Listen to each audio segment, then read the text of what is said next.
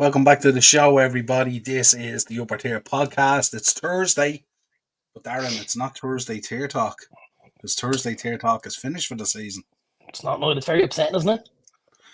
I don't know. We still have a very good show ahead of us here. Plenty to talk about. Lots going on in football. Football still a madness even after the season has ended. So we're going to be talking about plenty of stuff. But we're going to kick off with the FA Cup final. We're going to do a quick preview of that and all and get your thoughts. Last time I spoke to you, I think last Thursday, you mentioned that you were quite confident about it. So yeah, we'll get your thoughts. I don't know whether it's confidence or blind optimism, but I do feel like with how we've gone through the rounds, we haven't been great. But in every round, we've somehow staggered and stumbled across the line like a drunk lad on the way home from the pub on a Saturday night. And obviously the win against Liverpool at Old Trafford with the late goal, and then you go in against Coventry, and against Coventry, we've lost that game twice. We lost that game of football 2 times when the lad scored a goal that was given as an offside, and then obviously missing the first penalty. You're like, well, that's that twice, and somehow things conspire, and I'm just like, you know what? I think our name could be on this trophy. I really do. I just think in the season we've had and the absolute mire that we've had this season, I just think something's going to come out of it, and I think it's going to galvanise them, and I think it's going to help the manager to consolidate his position at the club, and I think it's important. Yeah, well, it's huge depending on how you look at it and stuff like that and all. Let's get into the chat first of all. But of course, if you could subscribe to the channel, hit the bell notification button, drop a like on the video. We're going to be producing lots of content over the next number of weeks. We got the Euros coming up. I'm sure Darren will want to tip his toe into pro wrestling now and take maybe a little bit of a break from football. Sent me a few things today. No breaks from football. No breaks from football. Yeah, it's nice. We're gonna be flat to the mat with the Euros, because we're gonna be covering the Euros. Yeah, absolutely. We're gonna have to do a weekly show on that to keep us ticking over, because I mean that's gonna move so fast as well. Yeah, well, between that and the transfer show that we normally do, and then we'll have 100%. to tie in with Marky as well on what we're going to be doing. So we'll talk over the weekend and put together some sort of a schedule. So if you've hit that bell notification button, as soon as we put the shows up, you will be notified. That's the secret. In the chat, now, Del Boy is in. Big up, Del Boy. How are you, my friend? Just before you start going into the chat there, Niall, you did mention when you spoke to me last Thursday. You did mention that, didn't you? Yeah. Yeah. Did you fail to mention the 40-1 beat the bookie bet I gave out? No, because we haven't got to beat the bookie yet. So I was going to mention it then. And did you fail to mention it? I wasn't going to mention it. I was going to allow you to mention it. Did you fail to mention the 10 results I gave out last Sunday as well? Well, I haven't failed to mention it because we haven't got to that part of the show. All 10 of them. If anyone's listening, I had my crystal ball out last Thursday night, and I was very good with it. The pendulum was swinging. It was TikTok. Yeah, 100%. Tell you, absolutely. Right in there. Henry, what's the crack, pal? And Darren. That makes it sound like that makes it sound like he's my pal, but you're just Darren, doesn't it? Kind of. Henry's my buddy as well. That's it. Hi, Del Boy, big up Henry. Joanna's in. Hello, lovely boys. I like that, Joanna. Hey, Joanne. That's a good start. That's like a tamed down greeting of what our resident referee normally gives us, isn't it? Thank you very much, Joanne, for that. Del Boy, hi Henry, hi Joe, hi Joanne. Baz is in. Evening, lads. What's the crack? Just for everyone in the chat as well, Henry's he's like an honorary Irishman now, because he was dropping us with what's the crack last week and all, so he's picked up the lingo over this season. When did the Euros start? About 3 weeks. Yeah, about 3 weeks, I think. June 14th. June 14th. There you go. That's, if today is the 23rd, which I think it is, that's about 3 weeks. Not far off it. Liked and shared. Appreciate that, Joanne, as always. Hi, Barry. Let's get through these. Henry, thanks. Better get my paint. Oh, Barry. I was like, here's Barry. Absolutely. Acers, Liverpool supporters angry after Atalanta victory in the Aviva last night. I don't think we were.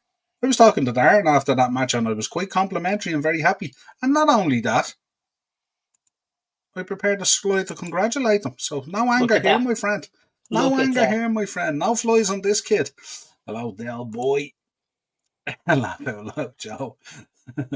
Crack on, Darren. There you go. And birthday today, Henry. Oh, happy birthday, Happy pal. birthday. Folks, light up the chat there with birthday cake emojis or whatever it is for Henry. Wish him a happy birthday. I hope you're enjoying it, Henry. I hope you had plenty of cake and all that good stuff and all as well, and that you're enjoying it and got some nice presents, as they say. Right. FA Cup. I'm only in birthdays for the presents, by the way, just saying. I'm only in birthdays for presents. Like that, that's it. You give to get, is it? You're one of Oh, those. 100%. 100%. Yeah. Oh, 100%. Yeah. Yeah. And like my wife knows it. Like I'll do something. Her birthday's before mine, so I'll always do something. And she's like, "Fucking hell, man! Now look what I have to do." And I'm like, "Oh well." So you like raising the bar, as they say. Yeah, but what I don't really tell her, and I could if I really wanted to, is I love buying presents for people. I get as much of a kick out of buying a gift for somebody as I do receiving one. So, you know. I actually know that because you mentioned to me a while ago when we were having a discussion about it, the importance of a card. That you find a birthday card or a card in general Very very, very important. important. Whereas I was less invested in that at the time.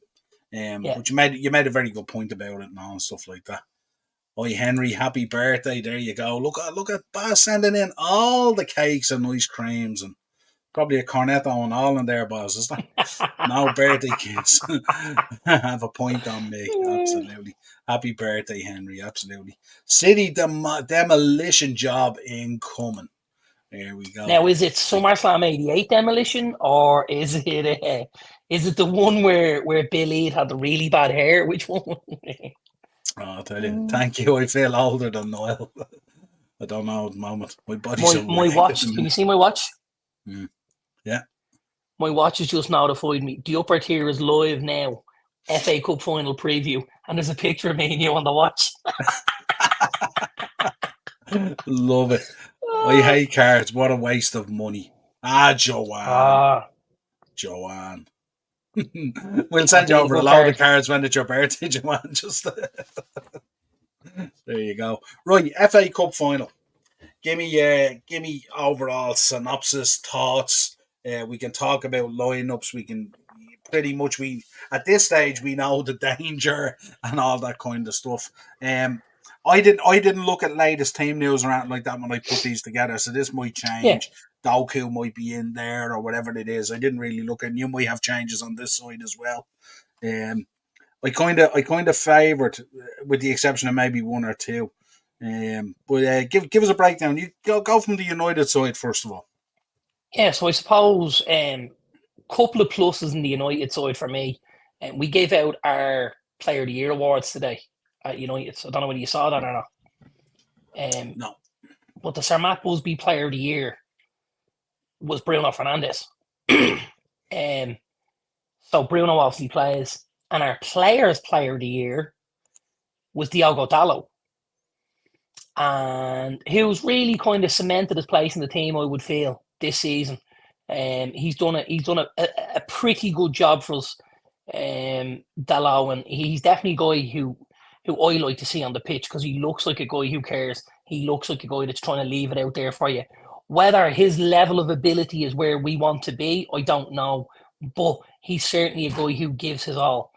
And the third award that was given out today was obviously for our goal of the season, which you won't be surprised went to Alejandro Garnacho for the bicycle kick at Goodison Park. From the team there, like I would be quite excited by that team if we made one change. Yeah. And just one, because personally, I don't want to see Casemiro in that team. I'm happy with Onana. I think Varane and Martinez are still our best centre-back pairing when they're both fit. I think obviously Wan-Bissaka on the right and Dalot doing the job on the left because we've no left back at the minute. Mainu and Bruno in the midfield is perfect for me. Hoyland up front, he's gotten the goals lately again, so he's building that confidence. And Garnacho, who's looked very good all season, even when he hasn't had goals or assists, and Ahmad, who's lit the place up in the last few weeks. I would personally be swapping it Casemiro and Amrabat. I think over the last couple of games, I thought Amrabat was absolutely superb. I thought he looked like the guy we thought we were going to get. And I think the issue was a lot of when we seen Amrabat, we weren't seeing him being played in his position.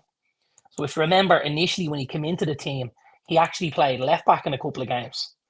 We were never going to see what we wanted. He was the standout, defensive midfielder at the AFCON and possibly even at the World Cup in Qatar. He was phenomenal for Morocco, but he played as a 6. And the issue we had was when we were going in with Casemiro, Amrabat wasn't necessarily able to do the job he was there for. I think when Casemiro played in centre-back over the last couple of weeks, I think we saw a much, much better version of Amrabat. I thought he was much better. I thought his energy levels were phenomenal. I think he spots the danger and I think he covers the space quite well.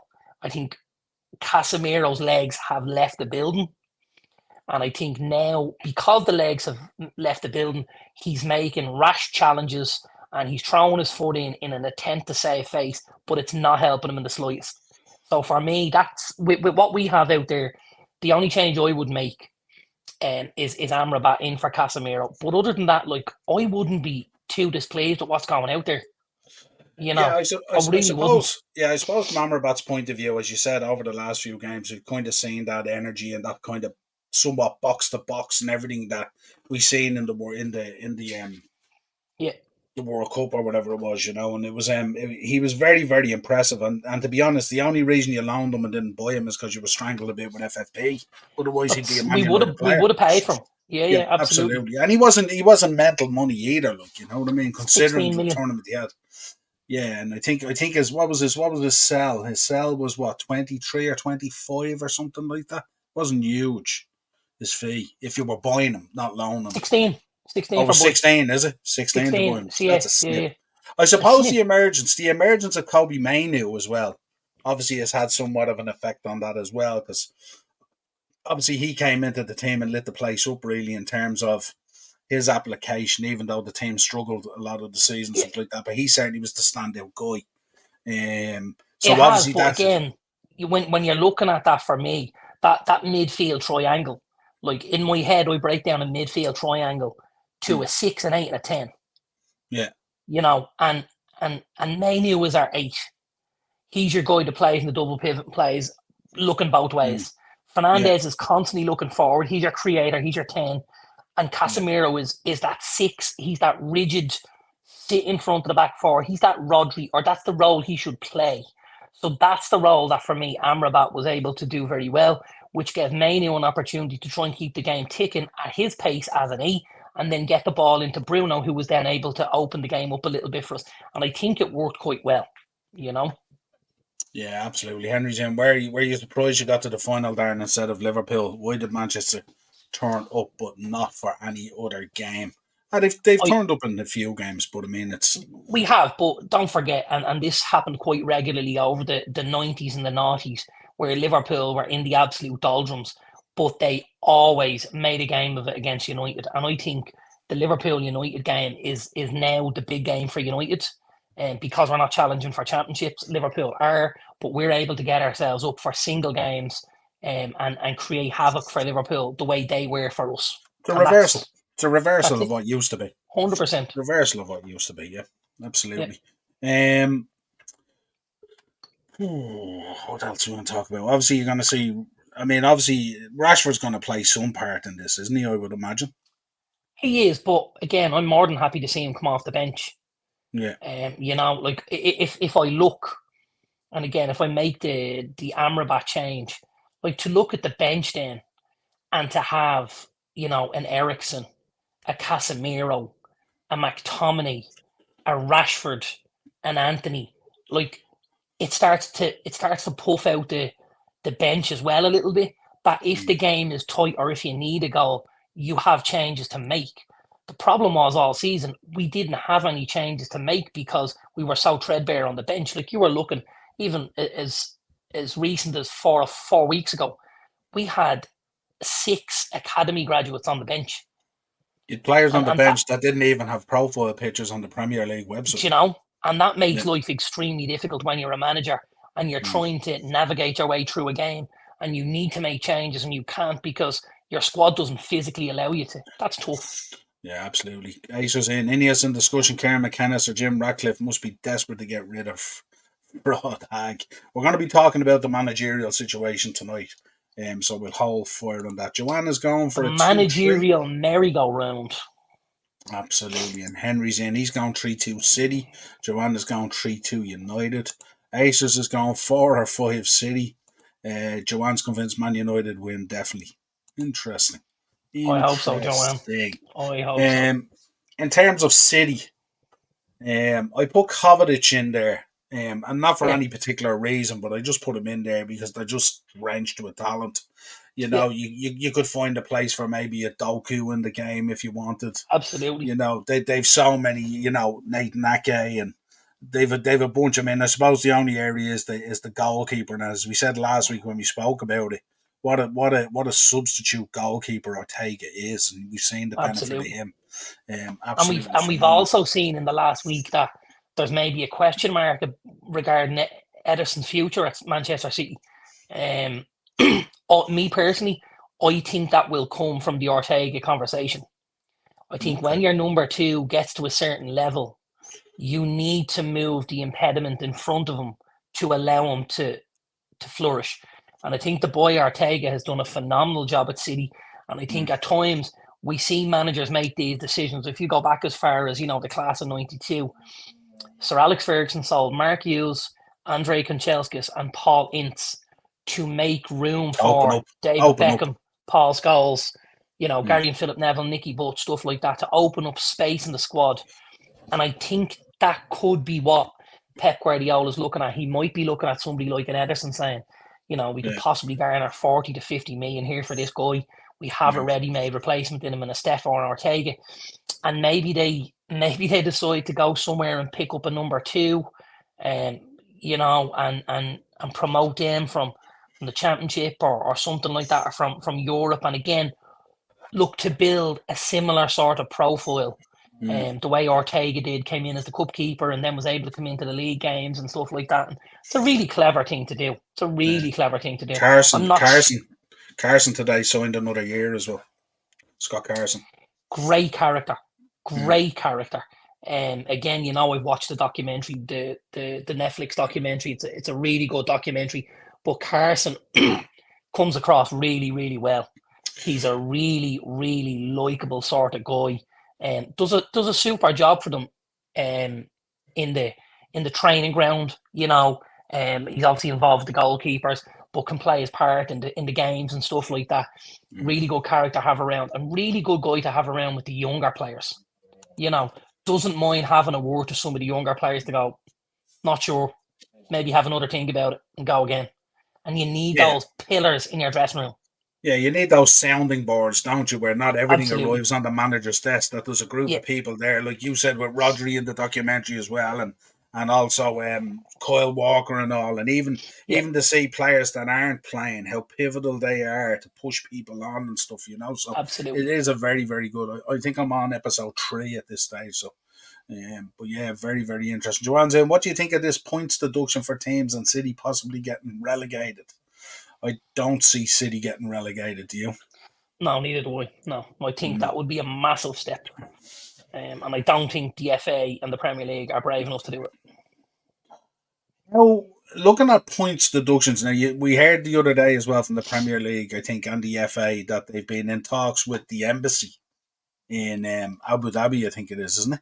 And they've been discussing this situation, because obviously this case has huge ramifications, because you know, there's all sorts of stuff being alleged, you know, financial fraud, all sorts of kind of stuff. And obviously these are big organisations, you know, like the airline company and various other things and all. And like they don't want their potentially good name being dragged through the mire either, if that's the case and stuff and all. Absolutely, so and they're all state owned, don't forget. And you see, and that's the issue, really, isn't it?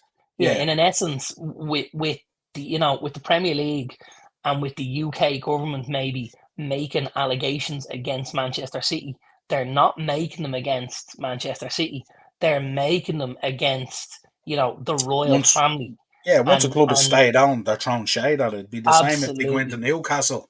They'll be So throwing shade if they did it at will Saudi become a Arabia. political situation quite quickly.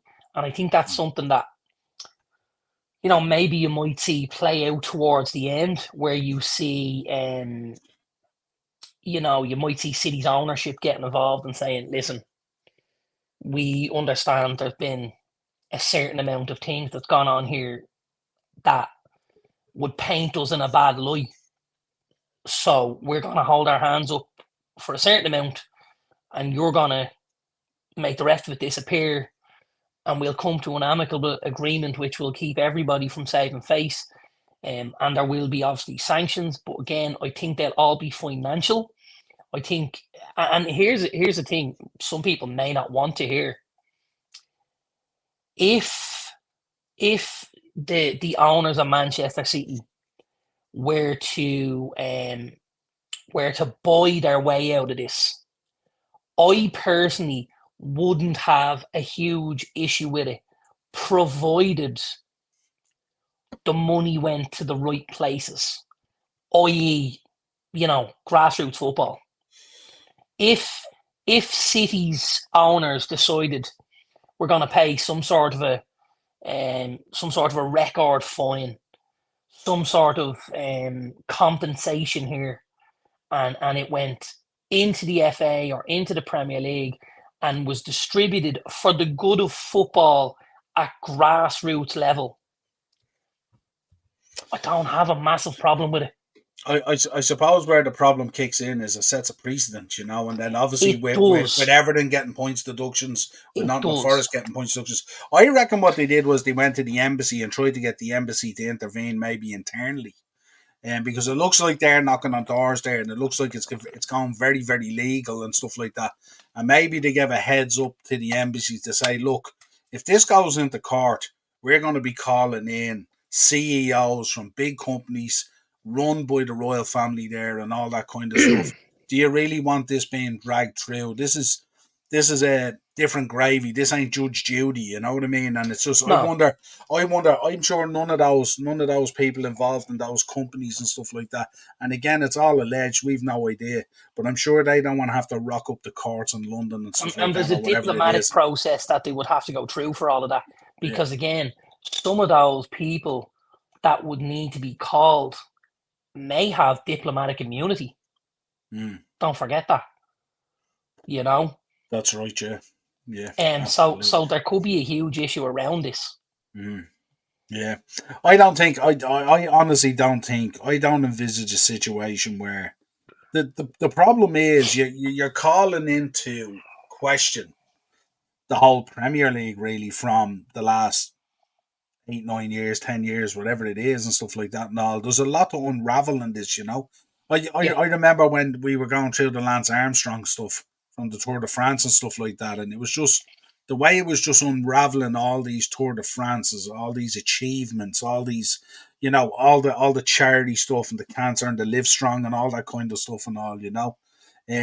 It got really, really tough to see it. This was a guy, like if you think about it, you've got a lot of City fans there at the moment who are obviously on a high, huge success on the pitch, fantastic team, brilliant manager, brilliant coach, and all this kind of Yeah. stuff. And they're not necessarily the ones in a room making a financial decision about, who's paid what and what way money moves No, of around and all that kind of stuff. But again, that's where the shade would be thrown because that's what's called into question. course. And that's a real kicker. Like if you're a guy there like a Phil Foden, who I think has won something like 16 trophies or 18 trophies or something at this stage at 23 and 6 Premier Leagues, just imagine his world falling asunder if all this stuff is called into question. You know what I mean? It's huge, and it's from that point of view, and that's why people turn around and they say, "Well, why are we taking so long to get to the table here?" It's a big deal. This is not a straightforward accounting error, that No, Everton owned up to or Forest owned up to or whatever it is. This has huge ramifications for the world of football, you know what I mean? And I think it needs to be handled the right way. But I think it needs to be I said it the other day as well that I get the feeling it's going to go down the road of not being as transparent as we'd want. And because of that reason, does it answer the questions that we need answered to be able to turn around if it's the case and go, City, what a team, congratulations, brilliant. Or still questions hanging over our heads. What about this? What about that? What about, So it needs to come to an end. It needs to be finalised, come to an end. They need to make a decision on it, obviously go through it or whatever way they're going to do it, or if it even gets to court. There's lots of talk of a settlement and stuff like that, but I think the settlement is the most likely outcome because, as you said, I don't foresee a stage where we have Manchester City executives or Etihad executives or members of the royal family, the Qatari royal family, sitting in a witness box. That's not going to happen. So no. I think a financial settlement is more than likely to be the outcome here. Yeah, if it furthers the game at grassroots in the UK, I'm okay with that because I'm an English football fan, and for us as fans to see the best product possible on that TV screen, the level of what goes on underneath that has to keep improving and has to keep getting better, and that costs money, So it's not. Would it leave a sour taste in my mouth? Possibly, but again, sometimes you just have to take that bitter pill and swallow it, and just get on with things. I think that's what we're going to have to do. I think there's a lot of people hanging around and hanging their hat on these charges and hanging their hat on City getting stripped of trophies and relegation. I ain't hanging around waiting on a trophy for Jose for second. You know what I mean? That's not happening for me, and nor do I want it. By the way, Lampard wants the Chelsea job. He's looking for the Wi-Fi password. I heard. Henry, I gotta go. Last podcast with me talking about the Scots squad at 10 p.m. Peace out. Good man, Henry. Have a good show. Much love, Henry. Much love. Yeah, so Scottish football is shit, though, Henry. Don't forget that. Yeah. He's probably talking about. He's talking about international football. They're not bad when they come together. Sorry. Rangers and Celtic are playing in the Garden.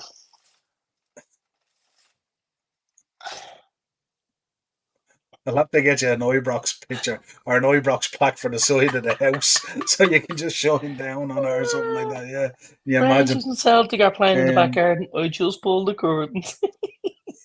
Apart from all your 11 being the concern, who on the City side is the real concern for you? Obviously, Josko Vardiol has. Yeah, Vardiol's done very well of late. Yeah, he's got amongst the goals and stuff like that. But I mean, listen, for me, I don't think he can look past the two magicians out in the wings. I think Bernardo Silva and Phil Foden are just different gravy altogether. I wouldn't be surprised to see Kevin De Bruyne dropped into that Kovacic position. Foden shuffled across and Doku on the other side. I wouldn't be overly surprised. I think you could toss a coin either way for what way they show up, what you have there, or De Bruyne going slightly deeper with Rodri, De Bruyne becoming the 8, Foden playing as the 10, and then obviously Doku going out wide on the opposite side to Bernardo, and he brings something different. Doku's so direct, so direct, and I think that's something City might use, but they might decide we'll wait for that and we'll keep it for off the bench because, again, I think if you're a Doku and you come on 65 minutes into a game and you're coming up against an Aaron Wan-Bissaka and he's starting to tire, I think it could spell huge danger for us, Yeah, and it's nice to have that level of player as well at your disposal at that time. Of course. Rodri, of course, we know the quality of Rodri. For me, he's their best player. You see, Rodri doesn't win you the game, but he allows everybody else around him to win the game for them. Rodri wins you the battle. Which gives you the platform to go and win the game. 100%. 100%. Yeah, absolutely. Onana praying that roofing close because of rain. Onana probably want the rain coming in. He's used to it now from Old Trafford, so be all good. Listen, I got to be honest. He's been doing well for us. He's turned the corner massively. He hasn't been. He He hasn't really been. has. He hasn't been. He hasn't been the weekly conversation now for a long time. No, he sure hasn't. And again, I think a lot of what we saw from Onana that didn't kind of sit very well with us was stuff. It all seemed to be Champions League related. Yeah. Because generally in the league, he put in some good performances. He really, really did. His shot stopping is excellent, and his distribution we know is good. I think he could command the box a bit better, and I think at times he makes some rash decisions. But he definitely turned the corner for me. It's this, based on what we're hearing this week and stuff that's coming out and all, is this match a make or break for Ten Hag, or is that decision already made either way, or what do you think? So personally, I would see this very similar to an Alex Ferguson situation. Now, I think if we talk about back in the day, the decision was made that Ferguson was leaving. And then he won the FA Cup. So for me, I think the decision has been made. I think they are going to remove Erik ten Hag. I think the only asterisk you put beside that is if somehow he gets them over the line on Saturday, it then puts a little stop on that, and it might get him 6 months. Yeah, no, it's interesting, isn't it? Because you hear a lot of people, they've been talking to different people, basically, Yeah, when you hear that I don't think it's going to be if you lose, you're gone. Because I think the decision has been made, he's going. I think the only thing that actually saves him from falling off the edge of that cliff, the only thing, somebody throws the rope around him and holds him as he tips over, is if we leave with that trophy. Other than that, he's going head first off the cliff. Yeah, no, it's an interesting one. I'm sure nothing's being said, but I was listening to Jim Ratcliffe there the other day. He gave an interview the other day. I think it was after the Brighton game, I'm not too sure. And he was asked about this whole situation, and he was quite quiet about it. Like he wasn't. There was no reassurances, but there was nothing else really. He was very clever in the way he conducted it. I think he's extremely clever. Every time I've heard him speak, I've kind of thought, this guy knows what he's doing. This guy's very, very clued in. Yeah, definitely not. I think he seems very, very clued in, and we're acutely aware that every word he says is being listened to. That's in. And Acer, do you think we get the way at 6 this week? And Acer straight back, no interest. That's well, it's on the way soon, isn't it? Yeah, it has to be coming pretty soon. It's coming sooner rather than later, right? Because they've been pushing and pushing and pushing. Maybe the Saudi show is the platform for launching it or something like that. Who knows? Possibly. Give us a prediction and give us your goal scorers. Give us your score and your goal scorers. Well, I've done my beat the bookie. I've done my bet builder. So is that what you want? No, we'll do the bets later. Because if I give you any things, we bet, if that makes sense. Well, you wouldn't know all of your bet, obviously. Well, you'll know most of it. Listen, I'll roll mine out now. Okay, go ahead. Yeah. So I've gone for a draw, full time. Okay. I've gone for Sofiane Amrabat to get a card. Yeah. I've gone for Phil Foden to score anytime.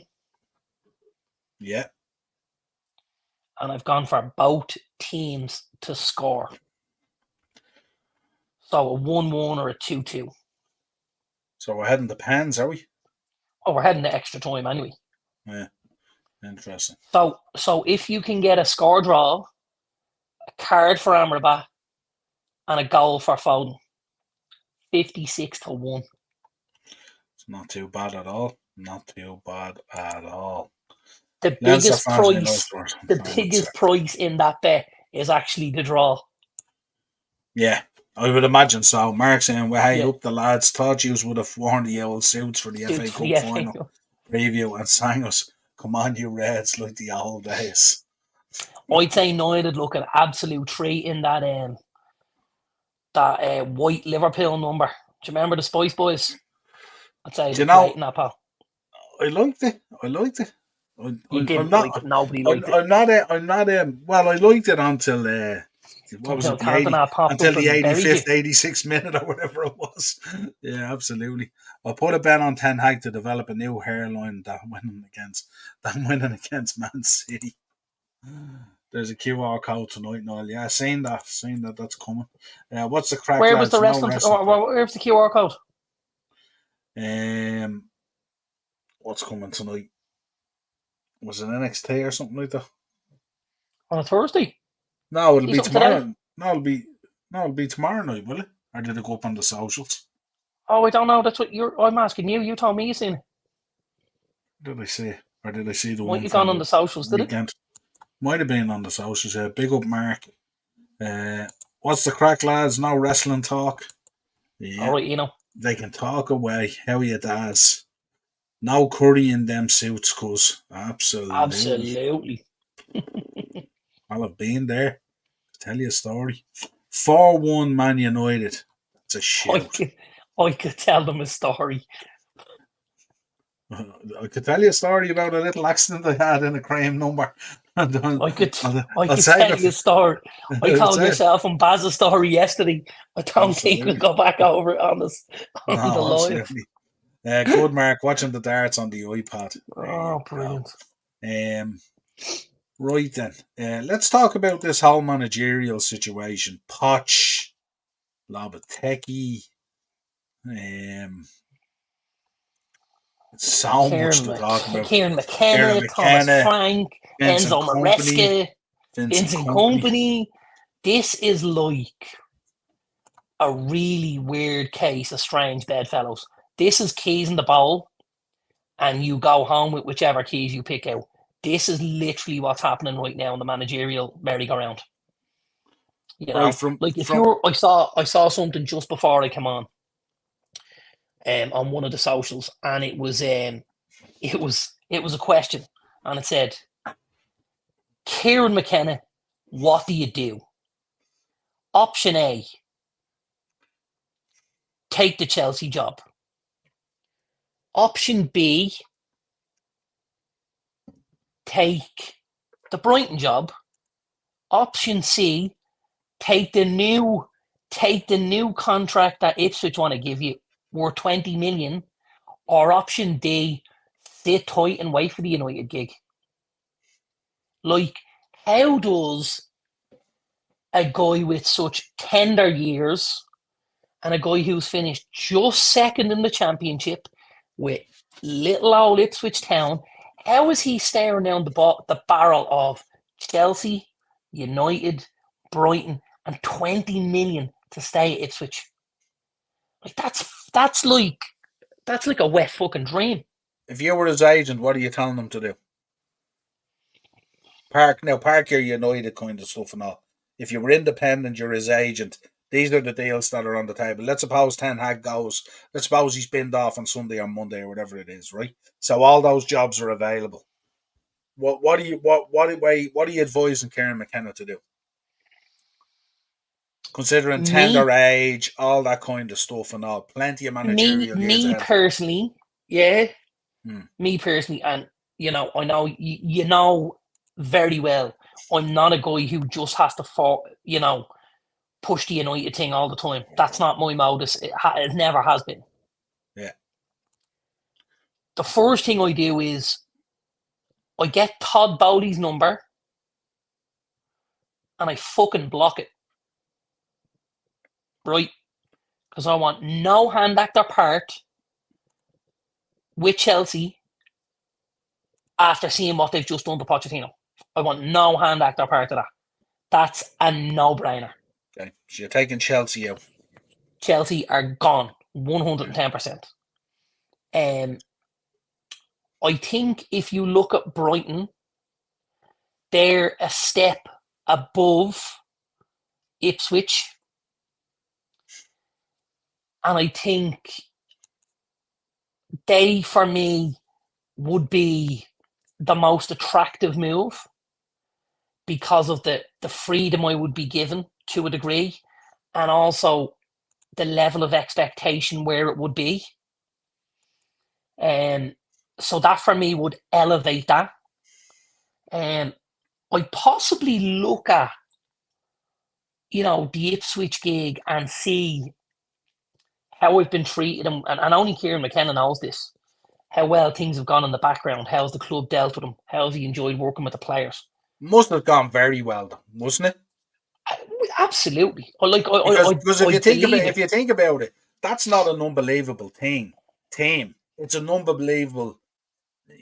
What he's gotten out of for those him to boys. get them up Yeah, is the more unbelievable part. yeah. Absolutely, hands down.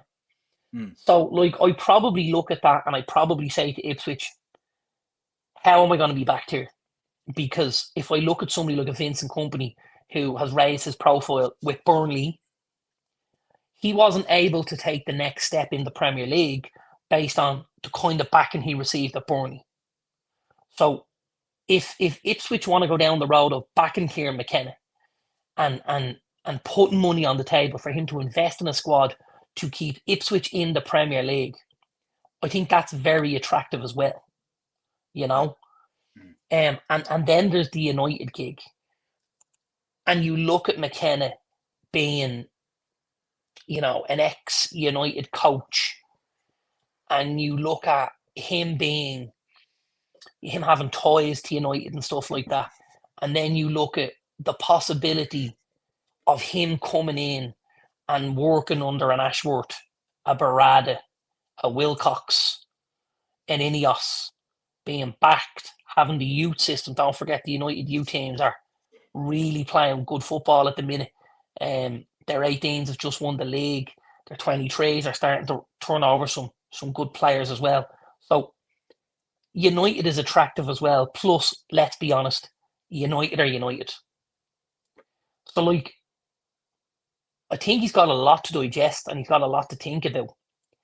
If it was me, I would find it very difficult to turn down the United job if it was offered to me. In the same way, if I was in Spain and somebody offered me Real Madrid or Barcelona, I think it's very, very difficult to say no. I suppose the difficulty is when you go back and you look, say, compare it to, say, Xavi Alonso, who was offered the Liverpool gig. He was probably offered the Bayern gig as well, and he chose to stay at Leverkusen because he knows down the road potentially the better gig is coming with Real Madrid or whatever. Absolutely. So he has to play his cards and play that tight. Yeah. I think with McKenna, what I'd like to see, and it's no disrespect to any of the other teams, I'd like to see him, put that season in with Ipswich, see what they offer him, see what the plan is and stuff like that. Are they serious about being back in the Premier League? Do they want to invest the money and all that kind of stuff? Well, that would be part of what, as I said, yeah. But I think that before you get to the season. I think from the conversations that are had whether that's going to be made available to you, whether you're going to be put in a position. Because don't forget, if they go the likelihood is if they go into the league with the squad they have at the minute, they're going to be relegated. Well, see, the thing about it is, absolutely, but the thing about it is, the conversations may not have happened yet because they probably were thinking Ipswich couldn't have foreseen that United, Chelsea, Brighton, all these teams want Kieran McKenna. They were probably thinking, listen, we're going up into the Prem. Kieran's going to be here. He's going to get an improved deal because he got us into the Prem. Obviously, there's going to be money there to spend and all that kind of stuff, but it's how serious they are about that. You may have to ratchet that up a little bit. Yeah, you absolutely. May have to ratchet that up, and I don't think you could roll me. I don't think even you're that stupid, but I think that's a mental thing for him to say. Oh no, yeah, that's so harsh. That's So a mental thing for him to say. so I harsh. imagine those Leverkusen lads drank since last weekend and haven't stopped and Mm, haven't slept a fucking wink. Because don't forget, it's their first league title in the history of the club. And mm. I imagine that's what happened. And I kind of think, in hindsight, we possibly should have seen it. Yeah, we probably should have. Yeah. I think we possibly should have seen it, Mm. because I think there was a lot of people kind of thought this is going to be game, set, and match here. But I think we probably should have seen it. Like, Atalanta have been very, very good this season.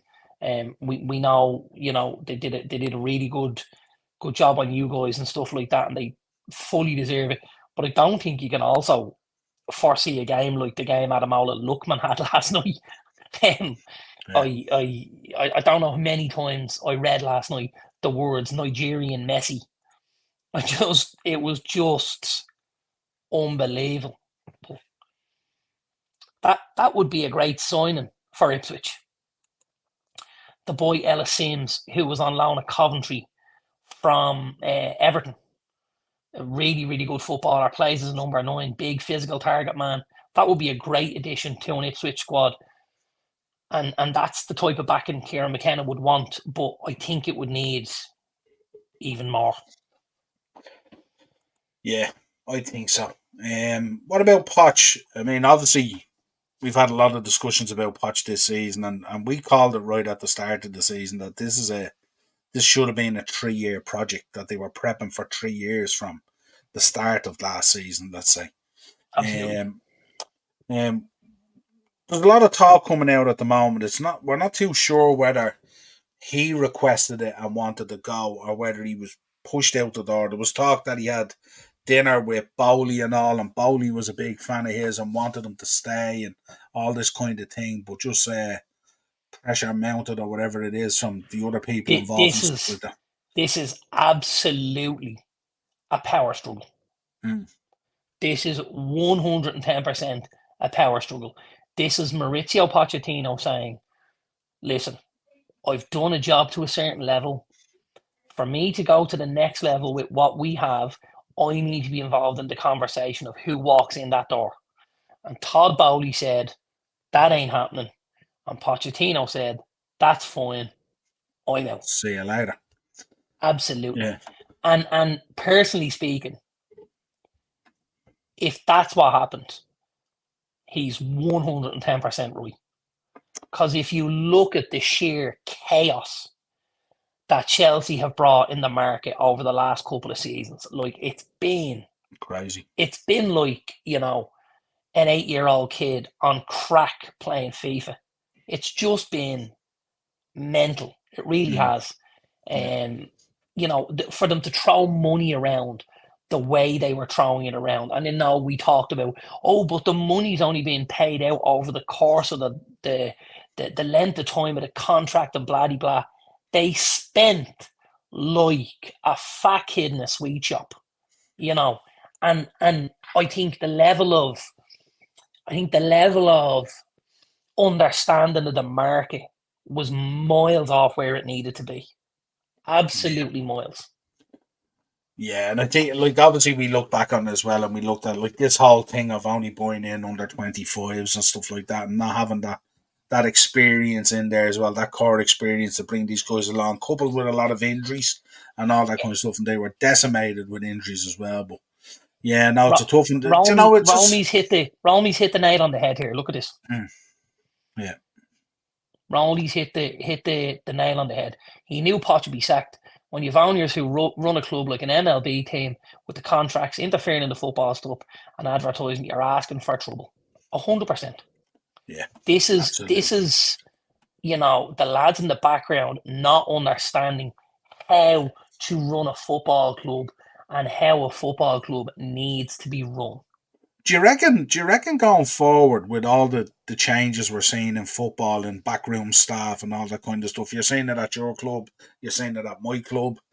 Do you reckon the whole manager's influence over signings is going to diminish more and more?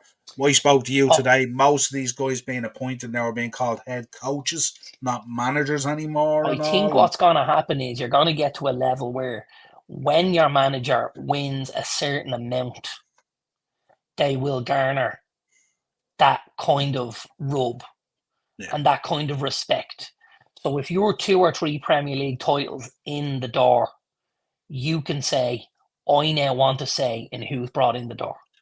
I think before that, you're going to end up dealing with all the little analytical nerds sitting behind their laptops, churning out numbers and telling you about Moneyball. And I think that's what's going to happen. But you're also, like, from your point of view, you're going to be dealing with Barada, Ashworth, you're going to be dealing with these kind of people and stuff like that who are going to be heavily influential in that area. A lot of that is, the likes of Ashworth is going to go and have the conversation at another club with you.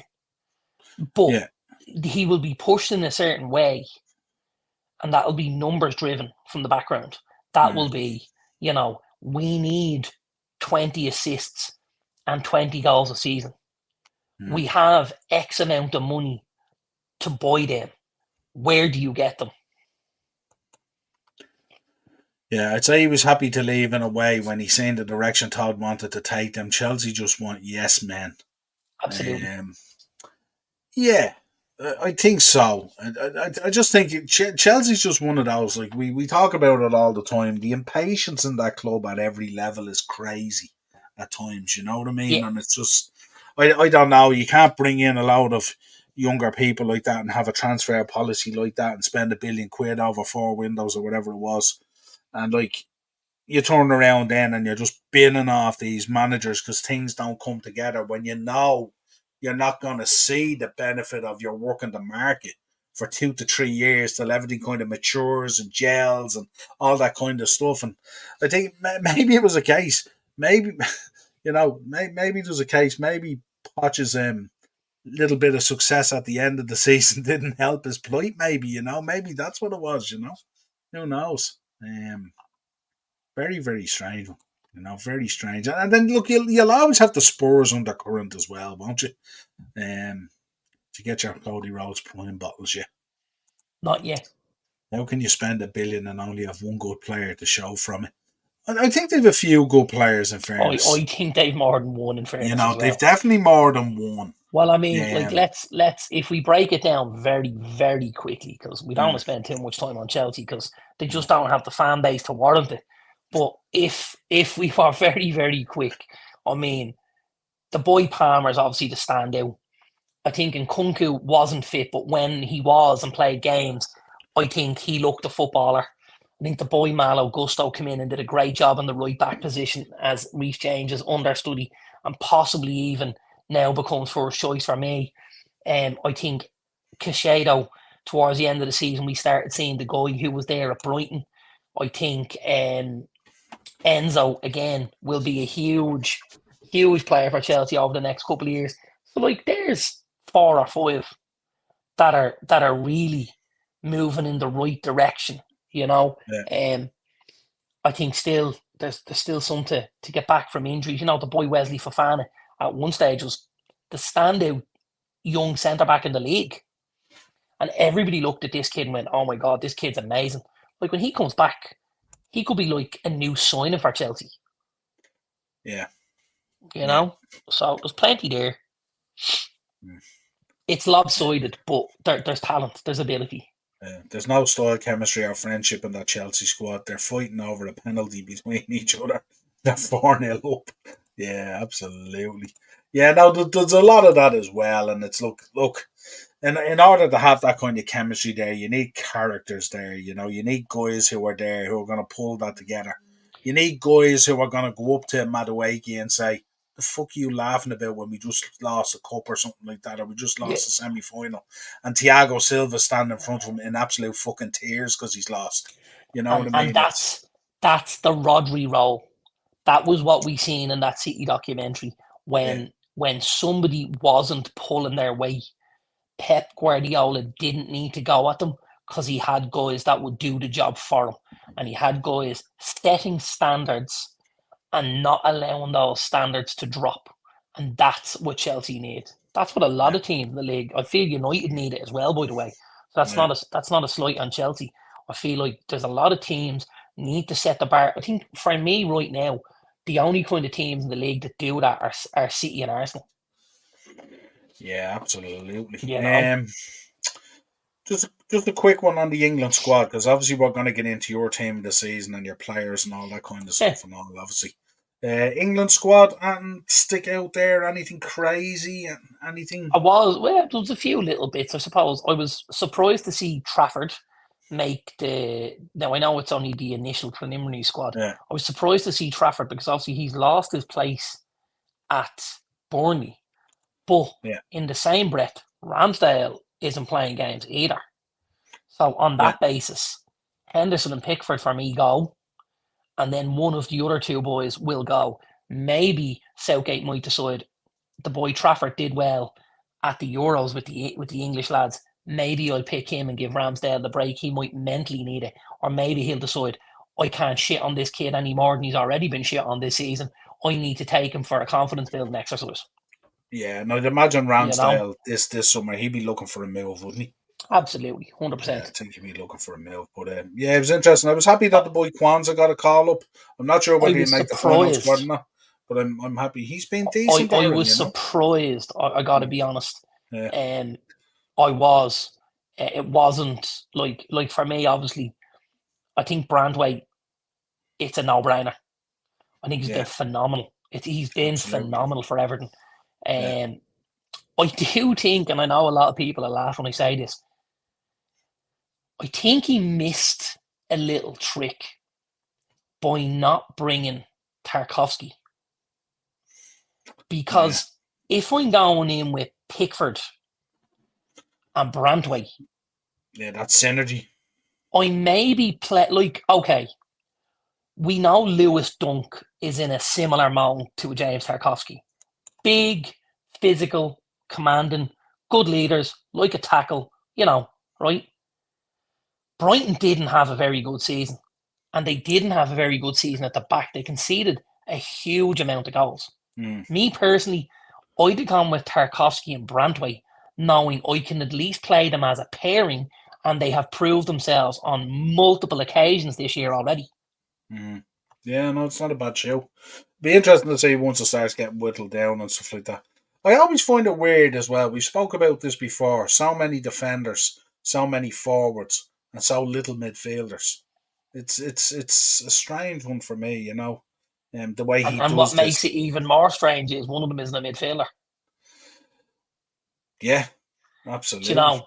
Now, Mm, has he been shoehorned in there because we don't want to go in with 4 or 5 midfielders?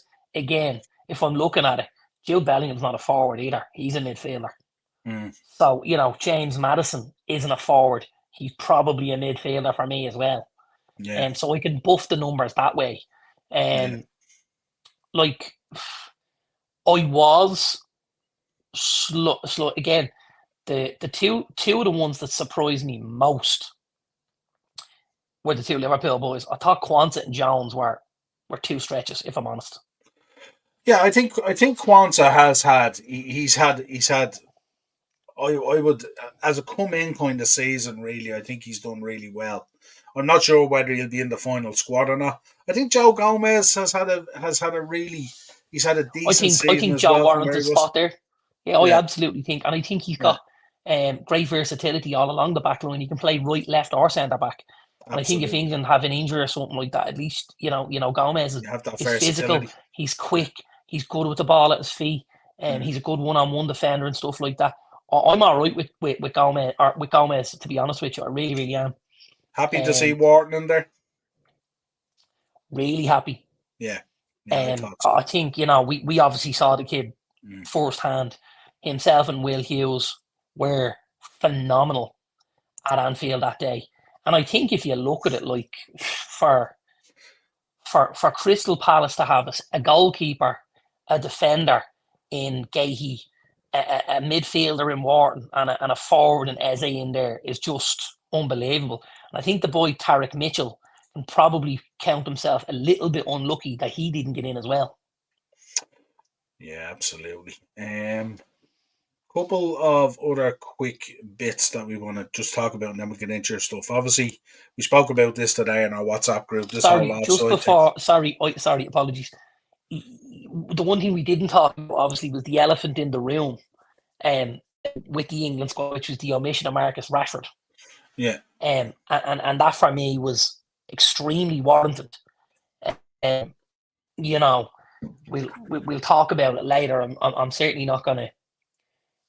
I'm not gonna dwell on it on him being left out of the squad, but I think it's a positive for Marcus. If I'm honest, I don't think he needs to go to this tournament, not perform, and things to get even bleaker. If that makes sense, I think he needs some space. I think he needs some headspace where he can get things sorted in his head. And I think then we could possibly see, Marcus Rashford back at it next season for Man United. That would be the hope from my point of view. Yeah, absolutely. So these two quick things, obviously, Wenger has been looking into this. Arsene Wenger, this whole he wants daylight between players for it to be offside. Don't like it. Don't like it. I'm the same. Don't like I just it. think it's. I think But it's too we've much. talked about this in the WhatsApp group. If you look at the top one, yeah, and if the player in yellow is the attacker, his foot is ahead of the foot of the other player. He's offside. Yeah. Use the foot that's on the ground or leading. That will do. Don't use an arm. Don't use a head. Don't use a chest. Don't use a sleeve. Under an armpit. None of that. If my foot's ahead of yours, I'm offside. If my foot's behind yours, I'm onside. And if my foot's level, again, I'm onside. Yeah, absolutely. That's, but don't use anything other than the part of the body that's in contact with the ground. And you call it everyone, mate. Yeah, absolutely. Actually, I sent you there today as well. Did you see Newcastle have another game on Friday in Korea? Against this is the mad. A-League All-Stars, which we talked about. We were talking about the other day as well, yeah. Absolutely. What you make of this? Copa America, they're going to introduce the pink card. The pink card is for the sixth substitution for a concussion. But apparently they're going to identify it by issuing a pink card, apparently. Where you have players that don't necessarily want to go off or whatever it is. So it's the referee will give the guy the card and he must be replaced. Yeah, absolutely. Brilliant. Yeah. Be interesting. And I like it that it's the referee having to make the decision and it's not falling onto the team or the player because, again, most teams and players want to try and stay out there. I know there was a little bit of a bite back from the Ederson thing as well and stuff like that, but I think that's a good idea. Yeah, it'll be interesting to see in the Copa America if any get issued and stuff like that. Obviously, we don't want anyone getting a concussion. But yeah, it'll be interesting to see it. Right, that's me. I'll give you. Do you want me to give you my? I'll give you my bet, and then you can go into your stuff. So I just went with Man City. Casemiro to commit one or more fouls. Rodri to commit one or more fouls. Garnacho, player to be fouled one or more times. Foden, player to be fouled one or more times. Casemiro to be shown a card. Kevin De Bruyne, anytime goal scorer. And Kevin De Bruyne, anytime assist. And that gives you 32 to 1 nearly. It's not too bad. Yeah, there's nothing mental in it. And so I just find with the bet builders, you have to put in so much stuff to get value, especially in a game like this. Klopp doing the John Barnes rap. He was absolutely brilliant the other night. I don't know if you've seen the video. He was up on stage giving it loads. I didn't see the rap, but I think he was brilliant. Yeah, Barnes was up on stage rapping away, and Klopp's up on stage doing all the moves and dancing on. Tell you, he has the moves as well. He has the moves. Who introduced the pink card? Was it Alan Carr? Absolutely. No, it was Alan Card. Alan Card, yeah. Absolutely. Right, give us your, where do you want to start? Do you want to give us your team of the season? Do you want to give us your player picks or whatever way you want to do it? Run it down. Yeah, so I have it all here. Let's go and do my, let's go and do my individuals first. Grand. So, I'm going to pick out no, I won't. I'm going to do my team first. We spoke today, obviously, and when we spoke today, I did mention to you some of the decisions that I had to make based on, which player was going to take which spot. I actually decided to go down the road of analytics and database. So I actually used the scoring system in fantasy football to help when I had a straight sort of a pick.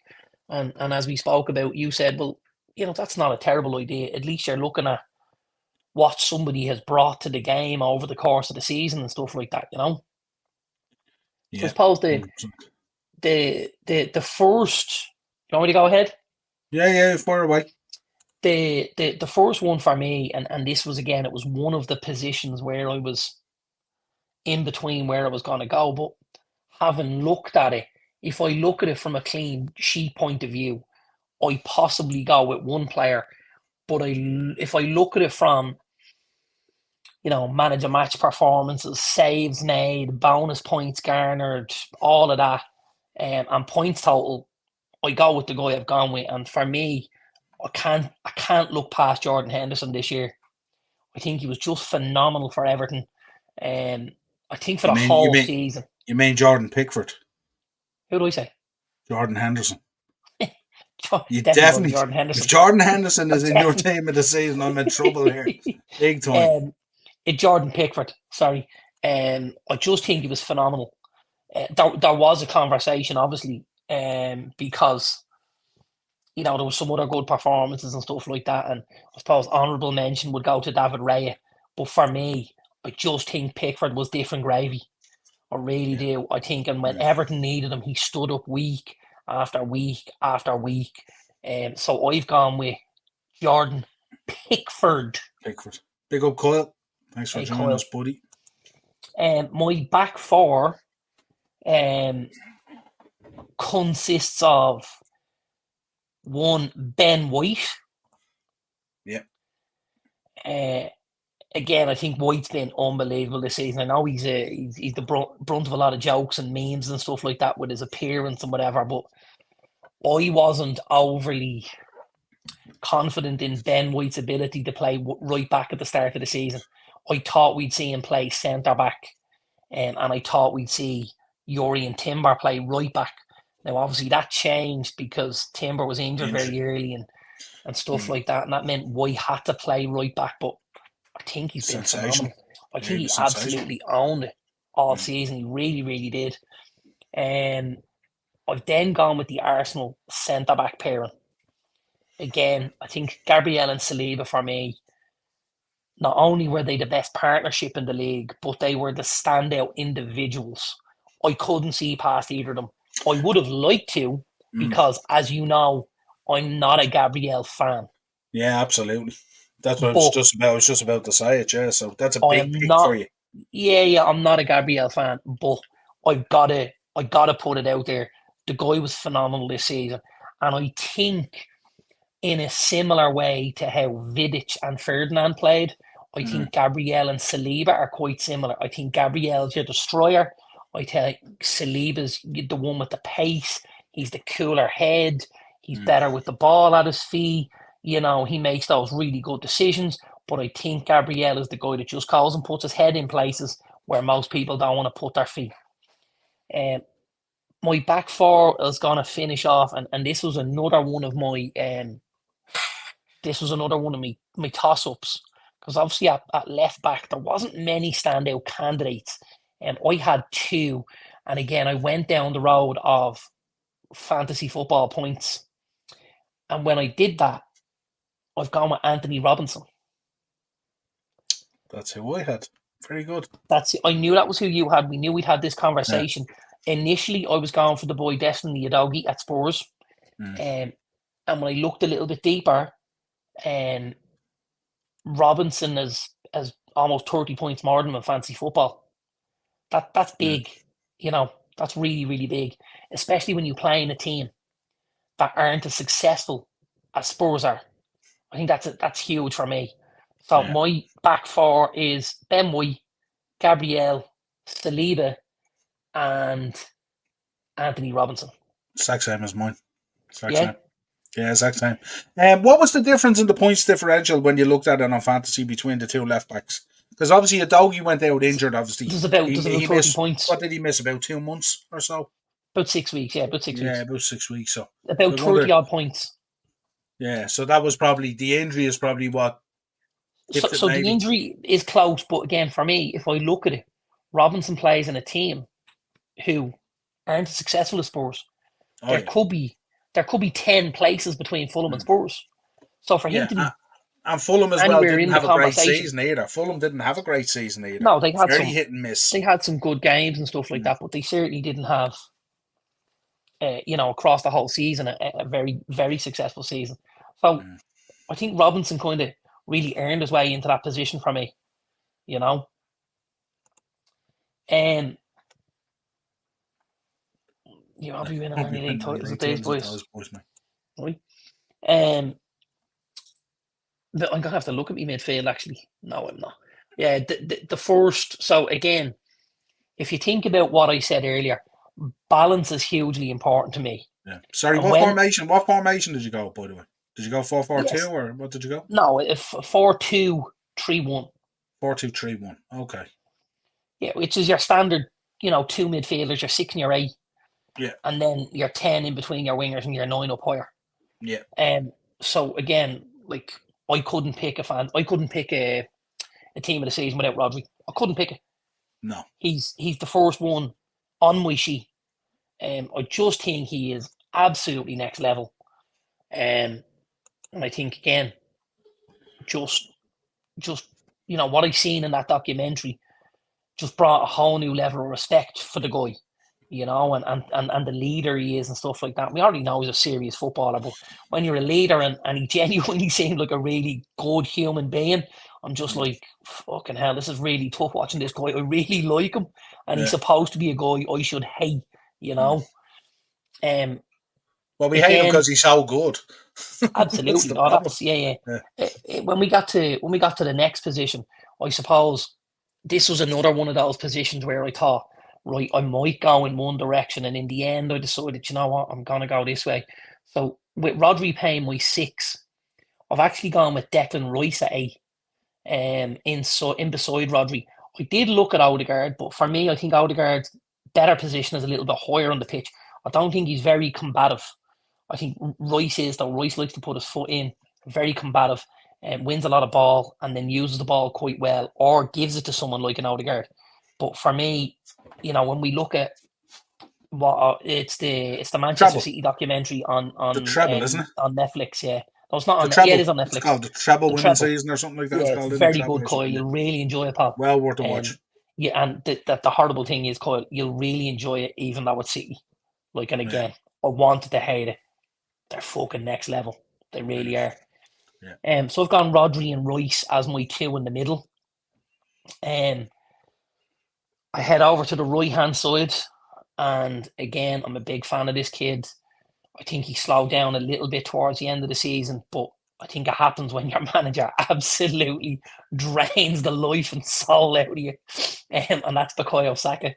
I think he's superb. I'm really looking forward to see what he does at the Euros. I'm a big fan of his. The opposite wing again, another Englishman. Like, the English could do massive damage this summer. Like, another Englishman, Phil Foden. I'm playing Foden on the left That's right, Adam. because I'm trying to incorporate my 10, but when they played together, you would find they would switch from left wing to 10, left wing to 10. Yeah, he's So gone right across that front line. So he's played on the left as well at times as well, isn't he? Yeah, so it would give him, it would give a little bit of movement to it. So I've got Saka on the right and Foden on the left, and then I have Cole Palmer as my 10. Interesting. I just think Palmer's been unbelievable. Really has.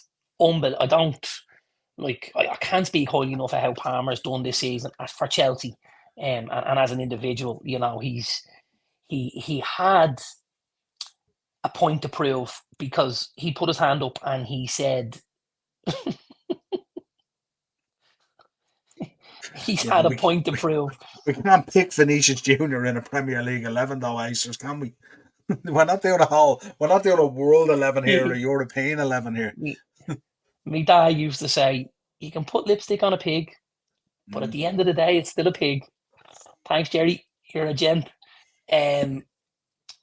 And I've gone with Palmer at 10. Just think he's been phenomenal. I think he really backed himself last summer when he said to Guardiola, I need to play or I'm out. And Guardiola said, no assurance at this end. It's up to you. And he said, that's fine, I'll leave. That's backing yourself. And boy, did he prove himself right. Absolutely. He has been unbelievable. I hope he gets game time for England. I really do. And lights up the Euros. And lights it up 100%. Like, legitimately, England could go in with that three. Could go in with Palmer at 10 behind Kane, Foden on the left and Saka on the right. And I've said it already. England are not going to lose the Euros this summer over their players. They're going to lose the summer over their manager. He will be. At times, he will make these silly fucking decisions. Watch. Yeah, they have an outstanding squad. They have an outstanding squad. Outstanding, and you're not even bringing in the likes of Royce and the Bellingham behind them. I do think the one area that they're going to struggle in is defence. I do. I think the goalkeeper, I think the midfield and the forwards look after themselves. I think the defence, when you get to the nitty gritty of tournament football, you need to be watertight. We've seen the Greeks winning Euros because they didn't concede any goals in the knockout stages. That England team won't do that because they don't have defenders to keep goals out. They just don't, unfortunately. Think of the firepower they have, though. They should be on the front foot really all the time, shouldn't they? Yeah. And then, I'm going to round out with another Englishman. I'm going to round out. I've left Haaland out. I couldn't see past Ollie Watkins. I just think he's been phenomenal this season. Really has.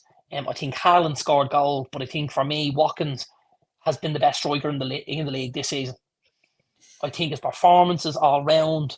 I think the way he links up the play and brings other guys into it. I think his goal scoring and his finishing has been very, very good. And I think he, a lot of that, what we're talking about, got Aston Villa the spot in the Champions League. Yeah, I kind of went slightly different. I went with you with Ollie Watkins in terms of link-up play and all that kind of stuff that he brings on top of goals.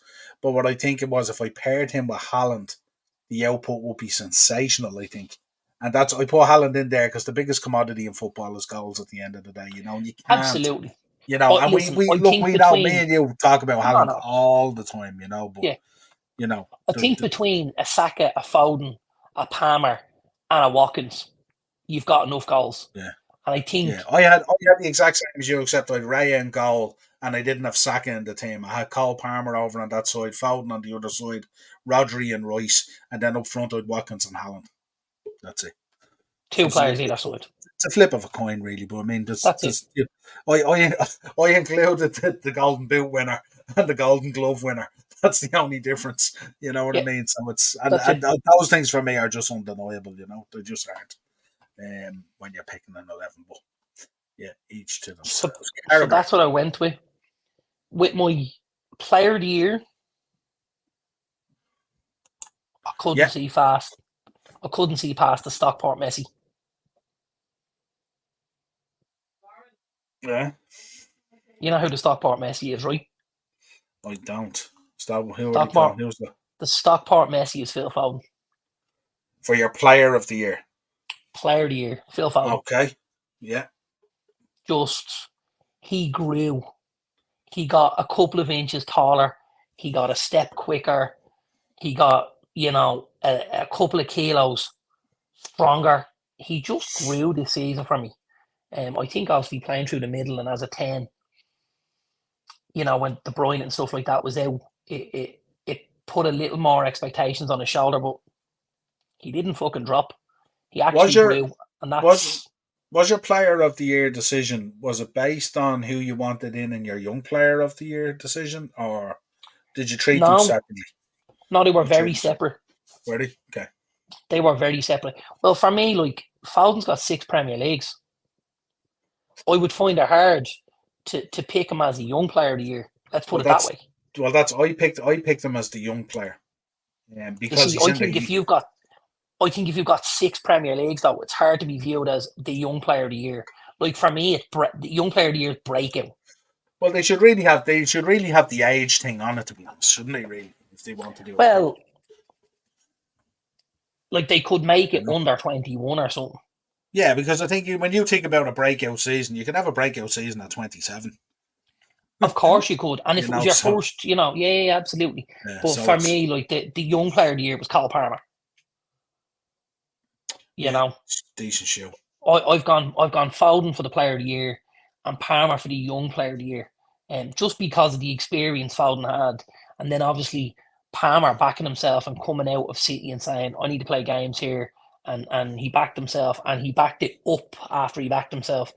So I've gone Foden and Palmer as my player and young player of the year.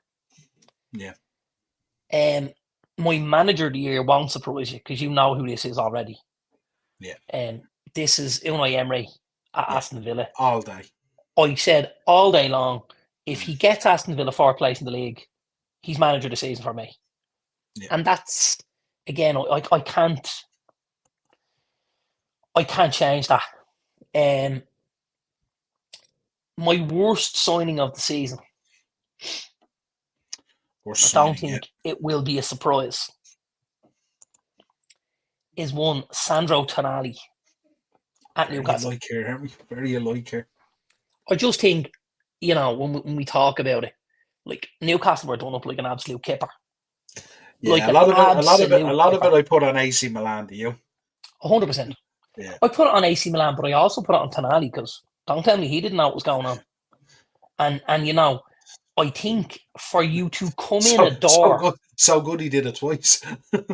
right? But I think for you to come in a door and be given the deal you were given at Newcastle, knowing everything that was going on in the background, and you not to open your mouth once. For me, it's the mark. We knew that. Remember that transfer when we looked at it, and he was in tears. He never wanted to leave. He never wanted to leave. Milan were getting rid of a problem. Absolutely, they were kicking a problem into someone else's cage. I do feel like, personally,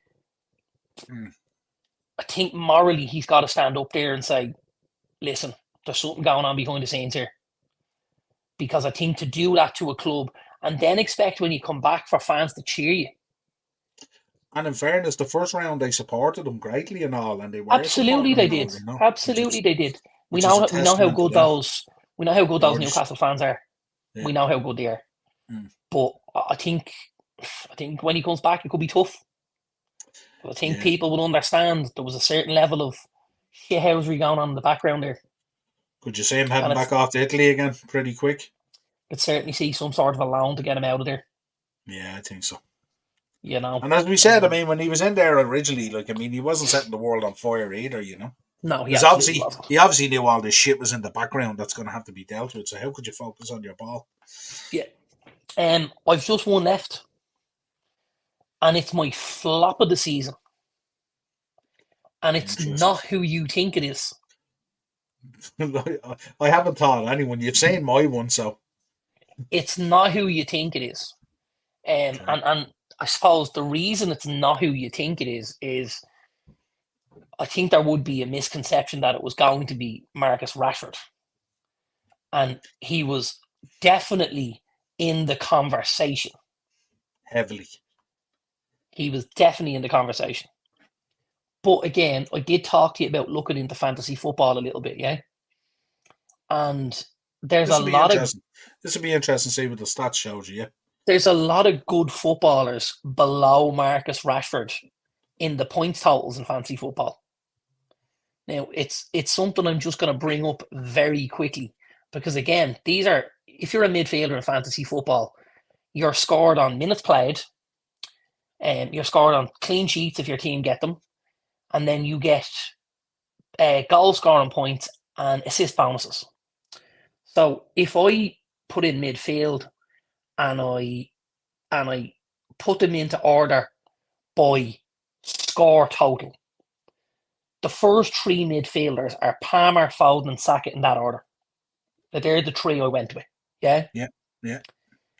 And if I go down to where I find Marcus Rashford, yeah? Yeah. Sorry, my battery is running. I go down to 108 points. Right? Now, Yeah. just for an idea, would you say John McGinn had a good season Um, at Aston Villa? Probably, I'd say he probably would have had an average season. I thought he would have had a good season now. Yeah. He had 118. So he Yeah. only had 10 points more than Marcus Rashford over the course of the season. Mm. Gabriel Martinelli, 118. Was he injured? Yes. Rashford was injured, and when he came back, he didn't get played. And we had that conversation, didn't we? We only kind of spoke about that yesterday, wasn't it? Guys below Marcus Rashford in the fantasy football point scoring. Lucas Paqueta, 100 points. Yeah? West Now, Ham were poor. West Ham poor yeah, season. but we talk about this Poor guy going to Manchester City for 80 million. Yeah. So we've got to view him. He's right? another guy with shit hanging over. Dominic Szoboszlai, 99 points. Massive drop off after the first 3-4 months. Kevin De Bruyne, 98 points. Out injured quite a bit, didn't he? Missed a good bit of the season. Jeremy Doku, 98 points. Yeah.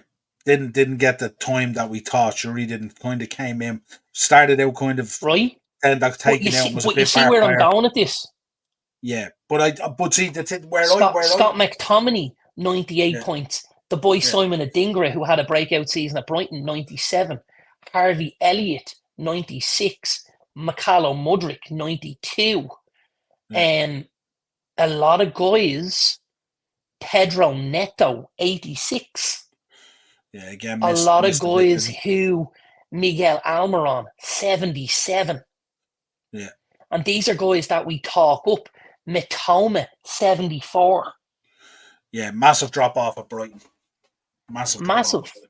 But what I would say is, when I was deciding on Rashford, I took into a lot more than that. Those guys that you've rattled off there, I don't expect Mykhailo Mudryk to be Mr. Chelsea. No, and I understand I that part of the argument as well. Yeah, and I, like... Matter of fact, all those guys there, with the exception of Kevin De Bruyne, I don't expect to be that guy at their club. Kevin De Bruyne, I expect to be that guy at his club. But obviously injuries and everything else badly affected him this season. Yeah, and like, I do get that. And we've spoke about it. I do expect Marcus Rashford to be Mr. Man United. But if we look at how things have gone over the years, he hasn't been very often. So is it then such a surprise that he wasn't this season? I'm not sure. No, but this is probably the first. Is this not probably the most heightened season in terms of a microscope on him? I mean, up till February last season, he did very, very well, and then had a massive drop off. Remember, from February onwards. Yeah, after the up till February, he was really good. Now he had a massive drop off, and then this season he's been horrific most of the season, and there's been a huge spotlight. He hasn't played well, but his goals and assists were actually a little better than you would believe.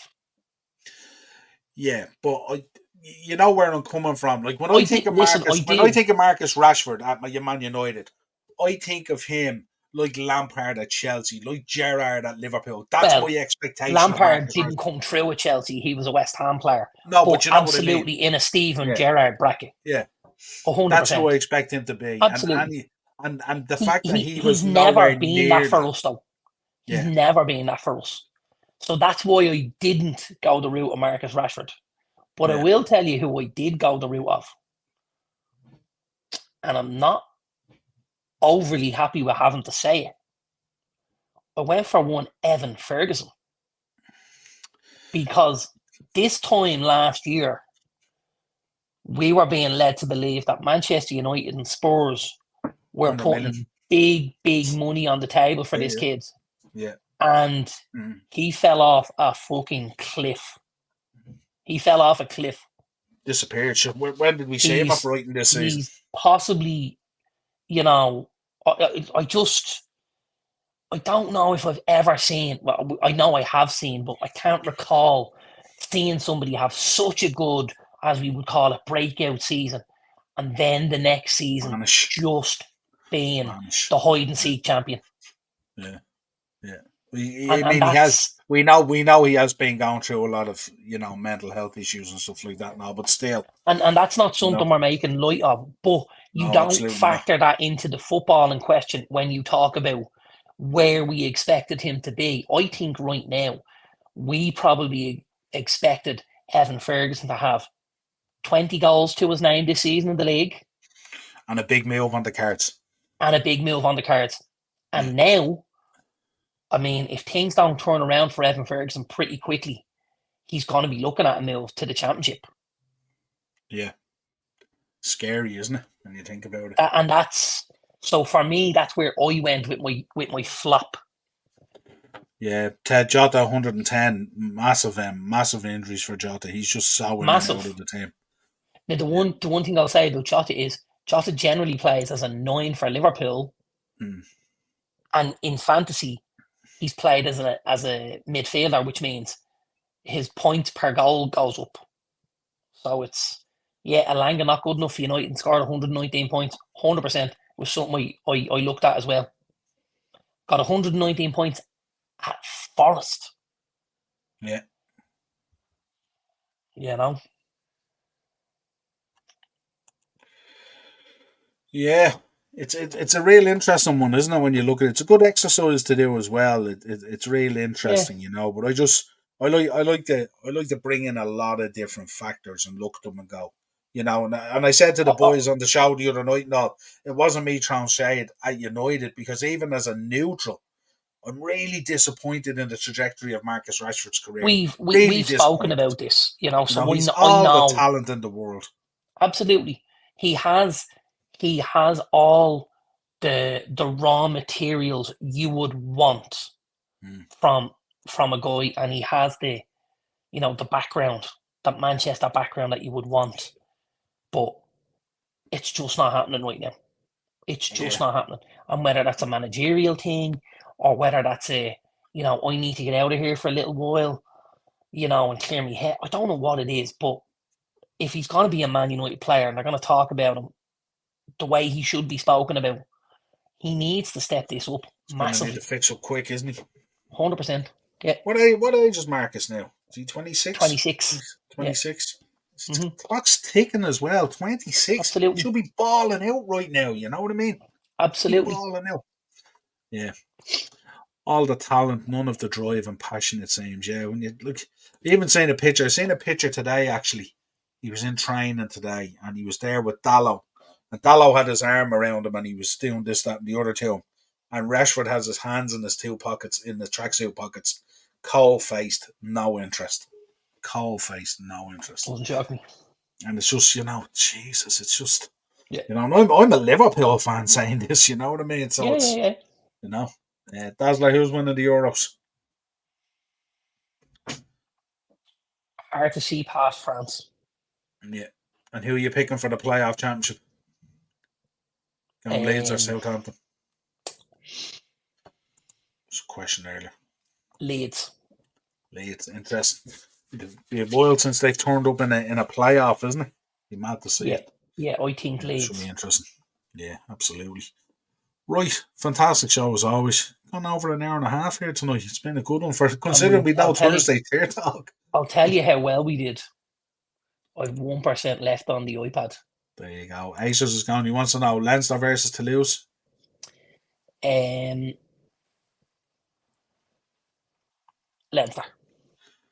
And agree, Leeds for the playoff. England for the Euros, I say, Daz reckons. They should. Absolutely delighted to see it. I really would. And I know a lot of guys be like, why would you want to see that? I support an English football team, lads. So England winning the Euros does nothing to well, especially we don't have a card in it. We're not in it, so it doesn't matter. So, what am I supposed to do? Am I supposed to look at Telly and boo Trent and boo Kwanzaa and boo these I couldn't do it. And you know what? I prefer to see the Brits win it than fucking the Germans. Aces going for Southampton. There you go. Jesus. Right, great show as always. For very interested in your picks there and stuff like that. Literally, there was very little difference in us. Yeah, I dug deep on the Tonali one. I had to do a little bit of research on that, and it came to me eventually, and I was going, it was being really fucking, but we got there in the end. Tottenham Stadium, Leinster money on Saturday afternoon. There we Hope go. so. Right, folks, if you could subscribe to the channel, hit the bell notification button. We will be in touch over the next number of days, and we'll figure out what shows we're going to do and how we're going to do them and who's going to be on what and all that kind of change up and stuff like that. Darren, for the summer, will be covering AEW exclusively on his own. No, man, he won't, Not after what you sent me today, anyway, that's no, for he sure. Won't. Yeah, absolutely. But yeah, absolutely. And you guys in the chat, love you all in there and stuff like that. Much love to you guys, support us all summer. And we'll talk to you again real soon. Cheers, bro. Take it easy, pal.